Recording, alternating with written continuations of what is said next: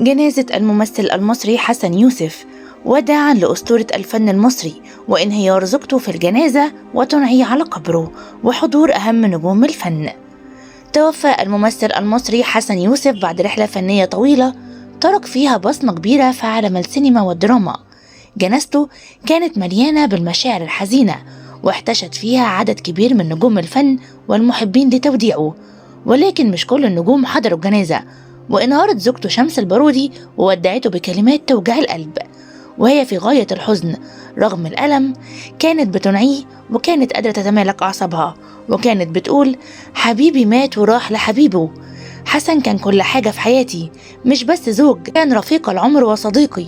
أنا مش قادرة أصدق إني مش معايا، راح حبيب العمر. كلماتها كانت مليانة بالحب والفراق، وعبرت عن مدى حزنها الشديد لفقدانه. وأقيمت الجنازة منذ قليل من مسجد الشرطة بالشيخ زايد، وشهدت حضور مجموعة كبيرة من الفنانين، أبرزهم الفنان عادل إمام ويسرى لبلبة ونبيلة عبيد وغيرهم من الأسماء الكبيرة اللي كانت ليهم ذكريات مع الراحل. الكل حضر ليشارك في وداع واحد من أعظم نجوم السينما المصرية، وكل واحد فيهم كان عنده قصة أو ذكريات مع حسن يوسف. يا ريت كلنا ندعيله بالرحمة والمغفرة.